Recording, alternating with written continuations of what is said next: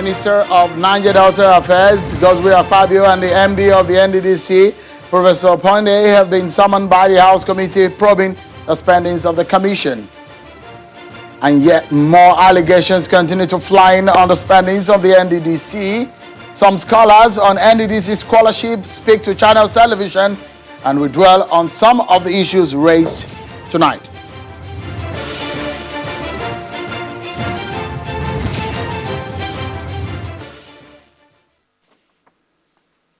Hello everyone and welcome to the program. This is Politics Today live on Channels Television. I'm Sean Kimbalo in Lagos. Well, to our conversation for tonight, the House Committee on the Niger Delta Development Commission today continued with its public hearing in a probe of the spendings of the NDDC.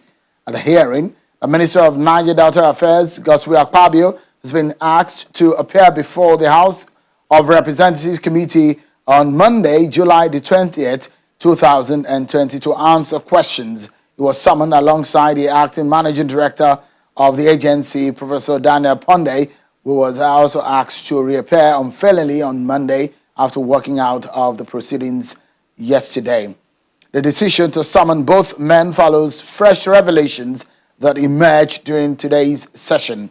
And one of those that raised fresh issues is the former acting managing director of the commission, Dr. Joy Nune, who alleges that contracts were awarded to companies not registered, just as many companies were awarded contracts for one project. She also alleges that files in the NDDC went missing when the project verification process by the IMC commenced. Our presentation was made virtually. Take a listen to part of our presentation. Contracts were given out to some companies that were not registered. Some companies got registered after they were awarded the contract. Two, in some cases, contracts were awarded before the designs were given. So you found out that most of the projects were abandoned. And the most notorious one was that during that exercise, we saw like there were situations where you had 10 to 15 companies having IPCs for the same project. So, Road Peter on Street 5, 2 kilometers. There will be 15 companies that have been awarded that same contract. How do you afford that? I had sent out a memo that no file should be taken out of the commission. You'll be glad to hear, sir, that as soon as I sent out that memo, files were taken out by the EDP and the EDF. No. Mr. Akpabio admitted that he had called them to return the files. I'm calling on the Nigerian police to please investigate and charge Senator Akpabio in accordance with the provisions of the Criminal Code Act.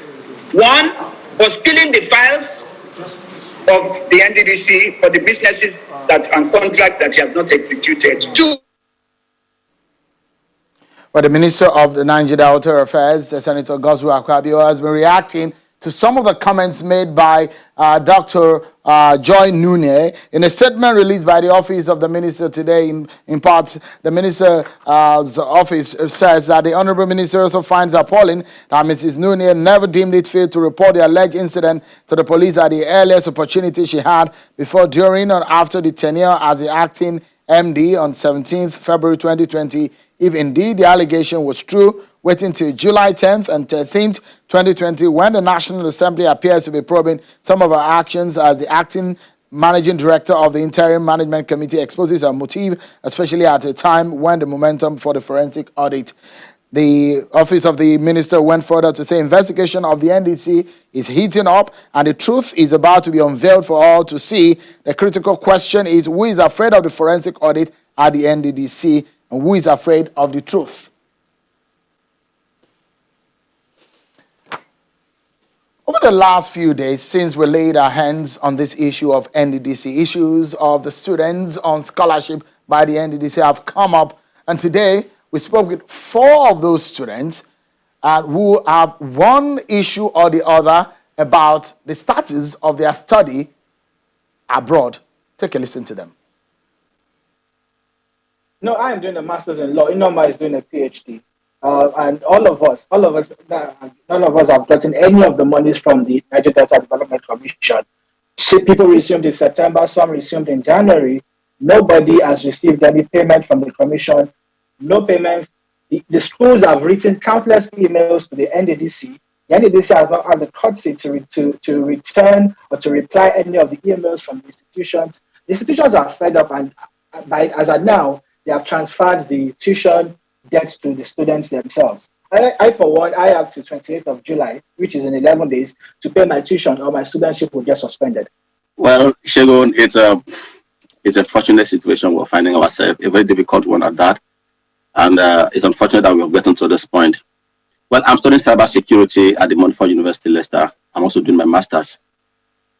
For me, it's been a tale of horror, if I would say, because we were surviving before the COVID-19 came in. We were doing many jobs to survive, but when everything got shut down, for me, it became so difficult. Shegun, I had to write to the agency in charge of my accommodation to see if they can actually suspend the payment of my rent for a little time, which they refused, because according to them, people will have to still pay bills in that accommodation even if I stay there for free. They haven't paid they haven't paid anything regarding my tuition. As a matter of fact, I have received 3 mails. 3. The other one I received, I had to write to the school telling them, look, there's a change of management in NDDC. That is why they have not been able to pay. I was making excuses. The last one I had this month, I wrote to them, and because somehow one of our colleagues got the number of the IMC, the MD of the Internal Management Committee of NDDC, and he assured us at some point through WhatsApp, through my colleague, he informed us that, look, I had a chat with the MD, and he said it will be 2-3 weeks' time. I relied on that information, and I told the school to give me 1 month. And she goes, that 1 month will expire by Wednesday next week. No, and I don't know what to do. But in our own case, from the letter that we were giving, they're supposed to be paying our fees for 3 years, and it's quite disheartening that we're going to wait for an entire year to get our fees paid for the first year. And then we'll start fighting again for the next one. And then we'll fight again for the next one, at which point the university will no longer trust us or believe that our word is good for anything. It's so painful. Some of us are mothers. Some mothers left their children because the NDDC promised that as soon as we got here and opened accounts, they were going to send us the monies for our upkeep and then pay the school fees. But unfortunately, it's almost a year now and nothing has been paid. So many people are suffering, in very different ways, and it's so painful to me that I'm going to be suffering for another 3 years. The university keeps sending me these emails asking me to pay up because, I came here with a sponsorship and it's no longer working because something sinister actually happens with the NDDC. They send these scholars out and then they cut all communication with us. You're not going to be able to reach them. All the email addresses that we received that we're supposed to, contact them with, you send emails and nobody responds. The schools send their own emails and nobody responds to the schools. So obviously, the school is going to think that something strange is going on here. We're being looked at as maybe criminals, liars, because we said somebody is sponsoring us. And then it's not just the school, it's the UK government. What happens if the school gets tired? The school is sponsoring you to be here. And the school says, we can't trust this person. We're not sure that anybody's going to pay their fees. And then the school takes your name to the Home Office. What happens then? Some of us could be deported. We could be asked to leave the country because, we're liars, we're criminals. Nobody's paying. The academic year was supposed to commence last year, September 2019. But the funds, the takeoff grant that wasn't given to us, NDDC never remitted any takeoff grants to any of the scholars. Most of the scholars that are in the UK and the US studying today, they went out of their way to source for funds outside to be able to travel. And I wasn't that lucky. That I don't have any political associates because there's this news that is online that most of the scholars either political associates or they have somebody in the board or something. I don't know anybody from anywhere, and I came in on my own, and if I had known someone, I don't think I would still be in Nigeria. Even when I went to the board to seek for financial assistance from part of my scholarship award money, I was actually not given any response up till this minute, up till this moment. Actually, I actually lost my first. I lost my first admission before I got the new one. So the admission is still valid, very very valid. I have been communicating with them. It's just the sponsorship that is the problem right now. Okay. And So unfortunately, the NDDC are not responding. They're not responding to our emails. They're not responding to all our messages on the media. Nobody is willing to call us. We are a number of us in Nigeria, and we are willing to show ourselves with our proofs. But nobody. This is my letter. This is my award letter. None of the NDDC members are even ready to even attend to us or even hear us out. We Okay, even beg so- them to call us. We are not ghost scholars. We are alive. We are humans. you heard some of them there. That interview is actually longer than that too. You can catch it on our YouTube, on our website also. Stay with us right here on China Television. Let's dig more into these issues that have been raised by these students. These are just four of the several of them who are making complaint. I have approached Channels Television about this issue. We're bringing again Mr. Callaway Johnson, who has been bringing forward some allegations against the NDDC of huge financial misspending. He joins us from our Abuja studio, and as well as Ms. Esther Uzoma, a lawyer and rights activist, who also might as well be able to give us answers, at least from the IMC point of view, and let's get some clarity in some of the issues that have been raised tonight. Thank you so much, gentlemen and lady. Let me begin with you, Mr. Callaway Johnson. I know it's been a long day for you, and you've raised the issue of the students that went on the scholarship of the NDDC. What do you have as regarding this? Because we heard Dr. Ojubo said that they visited some of these students overseas. Well, Sheon, you fight a battle to a point that if you're not careful, you may destroy the cause for which you're fighting. That's right. So I want to be careful, how I go about these henceforth. I think there should be a closure to this. For me, this weekend I'm closing this. We have done so much on this, and I don't think I want to start going over again on those things. The world knows the truth already. We're glad that the president listened to us, and he released a statement yesterday. That was extremely satisfactory for us, that the government will get to the root of it. So, perfectly you know that there was no visit to those guys, but I just want to leave those things now, and let's see the way forward. And what is the way forward? The students are crying. We need to just come to their aid almost immediately.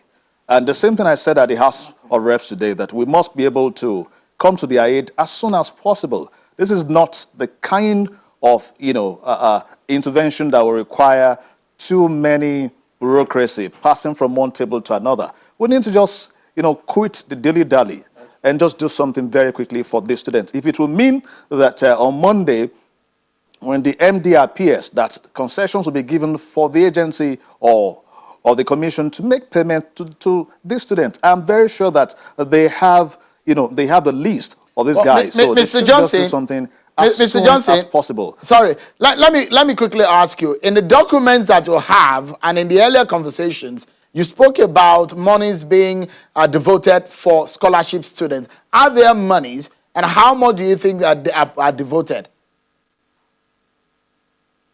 Well, I don't know the exact amount, but I think in the budget, in the study of the budget some few months back, I think we saw maybe 236 million or three something million. I'm not too sure of that, but I just think at this stage, what these guys need is not about, we can't, these quibbles going back and forth, this balderdash, we keep, this flip and doodle should just stop, and we should do something for them. For me, I think we're satisfied that our organization brought this to the fore. We fought it to a point, this has taken a whole lot from us. You need to understand that, we're also human. It got to All a right. point that the board lost interest virtually in this course for me, and I was almost abandoned. But for the fact that integrity and all that, they stood with me. And so for now, we want to just close this by saying this, that the world has heard us, and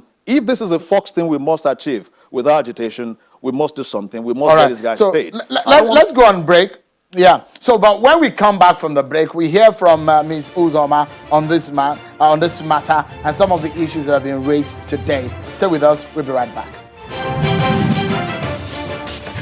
Thank you so much, everyone. Let's get back to the conversation. Mr. Callaway, John Singh has been speaking with us, and one of those who have brought up several allegations against the NDDC about the spendings, and also Ms. Esther Uzoma, a lawyer and right activist. Let me get Ms. Uzoma to react to some of the issues, especially that of the students, some of whom are saying that they are stranded in outside of the country. Some of them are also stranded in Nigeria and not yet able to resume their studies overseas. But from the point of view of the IMC, is there any explanation to the reasons why these students should be stranded? How would I know, Shehu? How would I know? I do not know the internal workings of the IMC. I'm an independent legal practitioner, So, however, just to say that Nigeria should stand behind her own. All right. You see, it's very easy, to lose, the whole issue. Like my colleague, my fellow discussant just said, let's not lose this cause. All right. If the federal government of Nigeria sends, citizens outside this country for a scholarship, they should stand by their own. Nigeria should stand by its citizens, whether they are outside or in Nigeria, just like you said. But if eventually, we will raise the question, why are we sending our citizens outside to get scholarships? Perhaps that validates the struggle by ASU. ASU has been struggling, shouting, oh, our universities. But eventually those issues will come to question. But right now, I sympathize fully with this, with Nigerian students who are stranded abroad. Nigeria should stand by her own. We shouldn't abandon. That's the whole idea of statehood. That you have somebody somewhere who's got your back. Generally, that's my take. The question is that monies have been devoted for this cause to send these students abroad. They've left, and they said that there's been a back and forth with the NDDC. And we're hearing also that the NDDC said we've made some moves, but yet these students are not getting what they're supposed to get to further their studies, and the schools are concerned and writing them. Well, now, you see, if we have to put it in context, therefore, are they, generally, NDDC has functioned over the years. If the context is that it is this particular IMC or perhaps the one before it, that is responsible for that, then these are emerging issues, all right? The students, I listened to all of them, how they have tried to reach out, but I didn't hear any time frame. So let us put it in context. I would not want to, just jump into the fray and say, oh, you did bad. Is it in the context of the ongoing investigation? If it is in the context of ongoing investigation, then it has to be, let's subject it to forensics. All right, which forensics again is the root, for me, is the root of all the brouhaha, the earthquake, the tsunami. Say, listen, let's conduct an audit. So we have to put it in context. Nigeria is a state that is gasping for breath. If it is NDDC, is it our criminal justice system, prosecutorial agencies, everywhere? Nigeria is a country that is presently convulsing.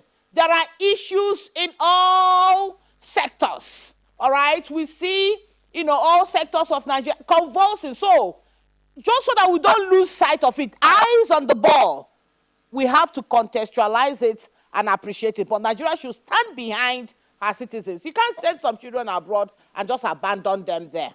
So let me bring back Mr. Johnson. So the minister said that the investigation of the NDDC is heating up and the truth is about to be unveiled for us all to see. The critical question is, who is afraid of the forensic audit at the NDDC? Who is afraid of the truth? I know you have raised issue about the budget of the NDDC. Is this the problem? Is anyone afraid of the truth about the forensic audit of the NDDC? So I think as much as I would just want to withdraw from these, this. See, we got facts, and a lot of times I'm very mindful of the fact that this is Nigeria, where you need to also, tread very carefully. But we said at the hearing today that what is going on? What is happening on the forensic auditing? I mean, we laid the truth bare today. I spoke, and thank God, I also saw Dr. Joy, Nunes spoke on the issue. These are the facts.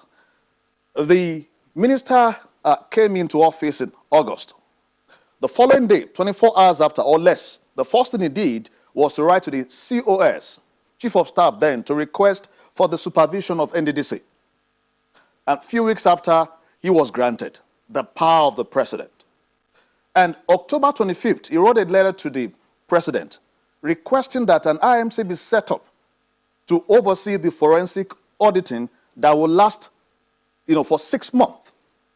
And the IMC came into office October 29th. It took the IMC to about 3 months after, February, to be able to advertise or to be able to get the lead consultant. That was normally just to get, what the forensic auditors are done. If they have done their job, rather. Then for months after, nothing was done. It was in May. I have said this over and again. It was in May when the National Assembly, sought to probe the commission that they rushed to BPP weeks after to seek waiver, to seek certificate of no objection, to procure auditors. And in this case, the minister handpicked the auditors themselves. I am careful not to call them forensic auditors because today, for the first time, I learned that there might not be any forensic auditors among the list. If the minister just handpicked auditors in the month of May, towards the end of May, what? And that was after six months after they got to the office, when they should have finished the entire process. Now, should that not tell us something? That they are hiding under forensic audit to perpetrate what some have called forensic looting. So for me, they should stop this deception that some people are afraid of the forensic. And by the way, we have advocated that Mr. President should please give us independent forensic auditors to audit that place. See, the hunter today will become the hunted, I tell you. And I go to the budget process that you just mentioned. See, when you have facts and figures, a lot of times you just want to smile off, when you hear some things in the public space. The minister advocated for a better budgeting process. I support this wholeheartedly. As a matter of fact, one thing that we should get right after all these struggles for us is a better budgeting process for the Nigeria Delta people. We should have needs assessment placed first. Not some people sit in their office and just send what should be in the budget. Would the minister say that he did not send people to send items for the budget to National Assembly? Did Dr. Joy not mention it? That, well, I don't want to go into that full details. Where they sent to the National Assembly to put budget for DSS, some billions, some for police billions, some for the villa. So much that one of the members of the team went on TV to say some people removed Mr. President budget project, simply because some did not enter the books. See, some things we wanted to do, we could not do it because I was expecting that, for example, IMC raised an issue that the chairman should step down, at least maybe for the time they are there. This is an idea. The chairman has presided over the 2 or 3 days. When they are there, if they said, okay, step aside for another person to take over, you should take over.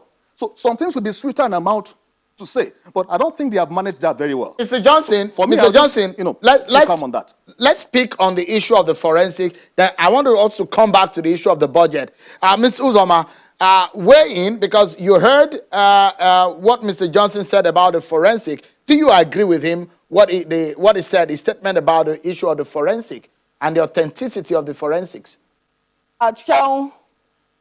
Facts are sacrosanct. I do not know the source of his information. Like we say in law, a litigant is persuaded by what he knows or what she knows. But if we must stick to what is in the public view, all right, I don't know what he knows. If we must stick with what is in the public domain, it's forensics. You see, when you file a civil matter or indeed a criminal matter in court in this country, sometimes I just concluded one that took 12 years. And within that 12 years, after 12 years, an accused person, who we call a defendant now, was set free.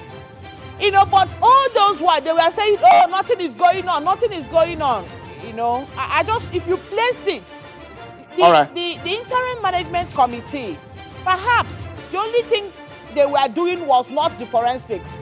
Niger Delta Commission did not Gentlemen and lady, because they wanted to do forensics.